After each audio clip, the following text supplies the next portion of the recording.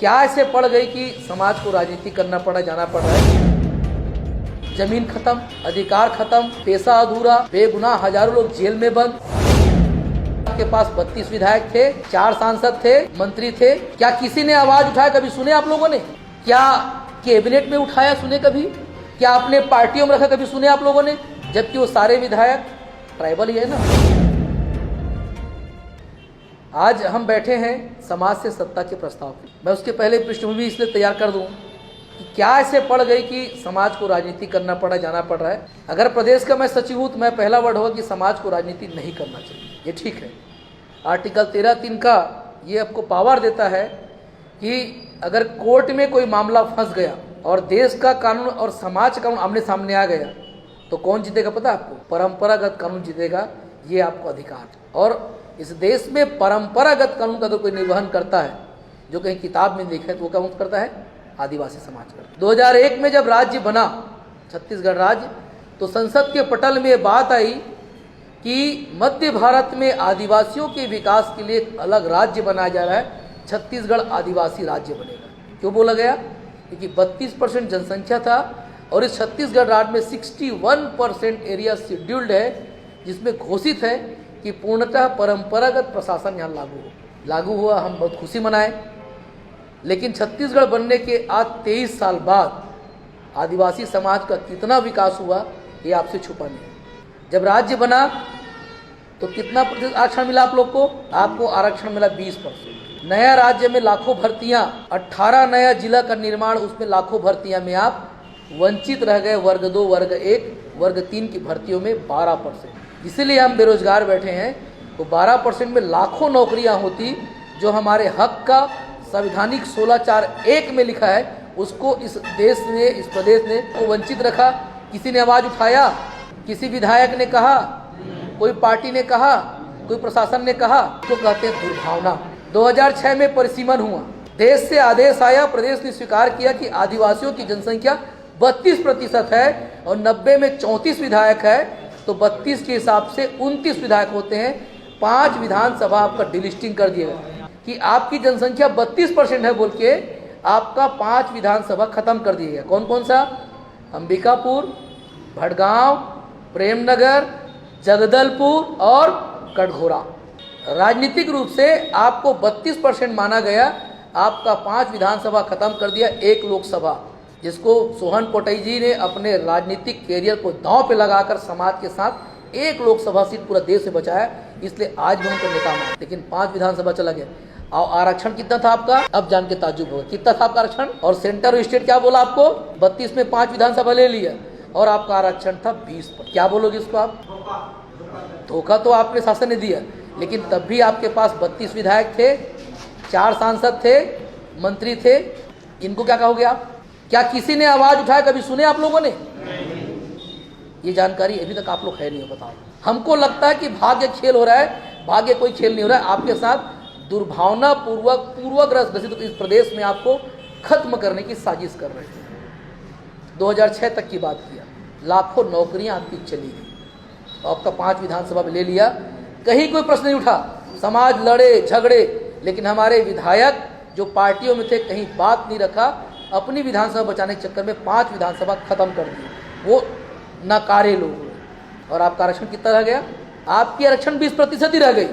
जबकि सेंट्रल के डीओपीटी, कार्मिक एवं प्रशासन मंत्रालय के द्वारा चिट्ठी जारी हुआ 7 जुलाई 2005 में स्पष्ट निर्देश था कि आदिवासियों की जनसंख्या 32% है, तो सेंट्रल गवर्नमेंट की कोई भी भर्तियों में आपको 32% दिया जाएगा और आज भी दे रहे हैं। हमने 2010 में राजाराव पठार, आपका दंतेवाड़ा, चारामाम, पत्थलगांव, पिथौरा, चिचोला बॉर्डर आर्थिक नाकेबंदी शुरू की, चक्का जाम किया। आप सबूत हो ना उसका। 2010 से 12 तक जब शेड्यूल एरिया कलेक्टर को घेर लिए और 12 में जब बड़ा आंदोलन की, जिसमें नेताम साहब डंडा खाए, सोचे केंद्रीय मंत्री डंडा खाए, रावटे साहब हम संचालन करते, दादा हरी सिंह मरकाम डंडा खाए, कितने लोग जेल गए। तब डर के मारे, चुनाव के डर से उस समय की सरकार ने 32% दिया। 2001 से 2012 में 32 दिया और हम चीखते रह गए, बोलते रह गए। आज तक बैकलॉग की भर्ती नहीं की गई, जबकि संविधान में वर्णित है आदिवासियों का सीट कभी भी विलय नहीं होगा, वो बैकलॉग में भर्ती करेगा। 19 सितंबर 2022 को अचानक हाई कोर्ट ने अपास्त कर दिया। कितने साल बाद? पूरे 10 साल बाद। क्या देख रहे थे लोग? कहीं न कहीं सरकार ने नाकामी कि उनके एडवोकेट जनरल ने पुटअप ही नहीं किया मामला, जबकि एक लाइन लिखता इस प्रदेश का 60% एरिया शेड्यूल्ड है, जहां पर कोई भी नीति शासन का चलने के पहले भूत लक्षी प्रभाव को देकर परीक्षण किया जाता है। किसी विधानसभा, आप सब पढ़े थे ना, ये बातें क्यों नहीं बताई आज तक? आपका अपास्त कर दिया गया। मेरी जानकारी में जहां तक, और आपसे जानना चाहूंगा मैं, सुधारना मेरे आपको, क्या किसी विधायक ने विधानसभा में इस बात को उठाया?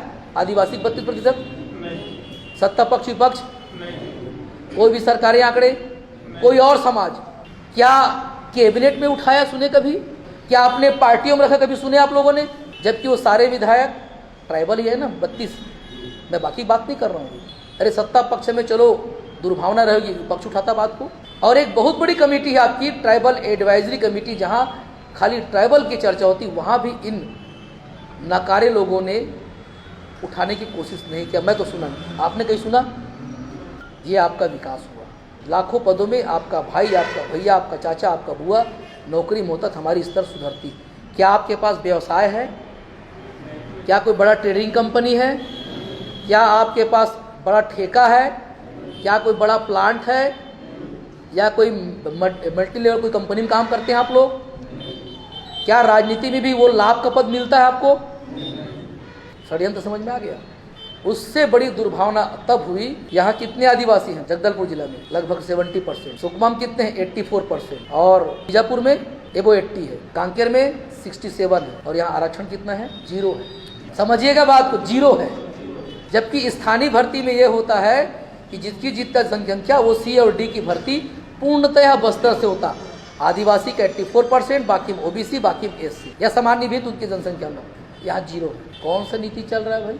कौन सा संविधान चल रहा है? इसकी चर्चा आज तक किसी ने किया? हम कर रहे हैं। 2012 से 23 सूत्री मांग, ये वो मांग है जो संविधान में लिखा है, जो शासन को देना चाहिए, जो यहाँ के सरकार के मैनिफेस्टो में होता है, लेकिन आज तक नहीं दिया गया।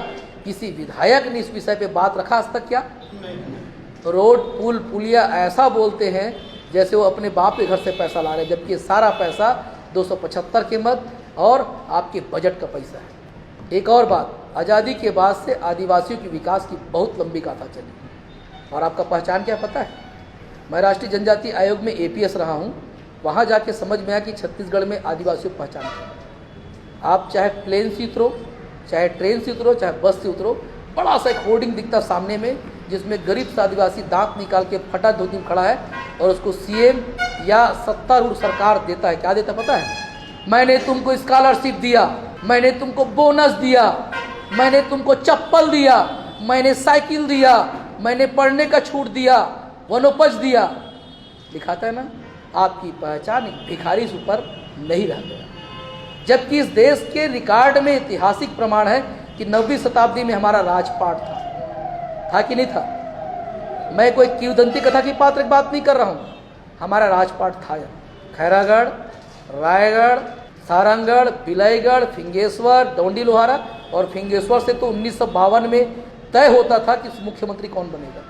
तो आज़ादी का ऐसा कौन सा विकास की लहर चली कि आप स्कॉलरशिपधारी, यहाँ तक कि रायपुर में चर्चा चलता है, लोग जब जाते दौरे में ना, आप लोग रैली में मांग के लिए, हमारे भीख से, हमारे टैक्स से आदिवासी पलते हैं। बोलते हैं ना? बोलते कि नहीं बोलते? अब करे क्या समाज? क्या आज भी हम रोटी बोटी से बाहर ना जाए? एक बात और कह दूं, इस देश के लोकतांत्रिक व्यवस्था में सबसे बड़ा है समाजतंत्र, क्योंकि सबसे बड़ा अधिकार उसको है। लोकतंत्र व्यवस्था के सीआरपीसी, आईपीसी किसी अपराध पे घर के बाहर, गांव के बाहर लागू होता है। अगर देश को संचालित कर रहा है, आदिवासियों की सभ्यता, परंपरा और समाज नीति संचालित कर रहा है, कहीं आपकी तारीफ नहीं होती। ये आपकी पहचान बना दी गई। मैं कोई गलत तो नहीं बोल रहा हूँ ना? तो हम स्वीकार करें इसको। पेशा अधिनियम लड़ के बनाए, भीड़ के बनाए, 26 साल बाद लटपट में बना, तो क्या बना? ग्राम सभा का अधिकार खत्म। क्या करोगे? रख उसको। विकास की धारा में जब भी रोड, पुल, पुलिया, नदी, बांध बनेगा, कौन उजड़ेगा? आदिवासी गांव, है ना?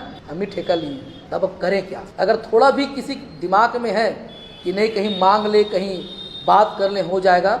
हमने बातचीत का दौरा लगातार खोले रखा। 2022 से 40 लोग कल सीएम हाउस गए, आज तक नहीं बुलाया गया। हमारा 23 सूत्री मांग 56 सूत्री हो गया। 12 शुरू हुआ था, जमीन खत्म, अधिकार खत्म, पैसा अधूरा, बेगुनाह हजारों लोग जेल में बंद, हमारे अधिकारी की हैसियत नहीं कि आपके पक्ष में बात से हमारे नेता मंत्री विधानसभा में बात रखते हैं। अब समाज करे क्या करना चाहिए समाज को? 1 करोड़ आदिवासी इस प्रदेश में है, 70 लाख वोटर इस प्रदेश में है। सबसे बड़ी ताकत इस देश में क्या है पता आपको? सबसे बड़ी ताकत हर व्यक्ति जो मिला है क्या है पता है? पैसा, पावर, पद, कानून, वोट का अधिकार है कि नहीं? वोट का अधिकार है ना आपको? तो उस वोट का अधिकार अगर सबको साम है तो सबसे ज्यादा किसके पास है इस प्रदेश में? है आज भी 30 विधायक है, लेकिन वो विधायक क्या आपके हैं? नहीं है। तो भाई कोई मंडावी है, कोई भगत है, कोई कश्यप है, आपके थे? कोई मामा है, कोई फूफा है, कोई भैया है, कोई मौसा है, लेकिन वो पार्टी के प्रत्याशी। क्या वो समाज के प्रत्याशी हैं? अगर आपकी चर्चा कोई विधानसभा में नहीं करता, आपकी चर्चा कोई पार्टी में नहीं करता, आपकी चर्चा कोई कैबिनेट में नहीं करता, तो समाज को करना क्या चाहिए आप बताइए। इसलिए पूरे प्रदेश में तय हुआ कि इस बार समाज सत्ता को जाएगा, अपनी आवाज को विधानसभा में उठाएगा। प्रस्ताव ठीक है? लड़ेंगे, लड़ेंगे अब की बार।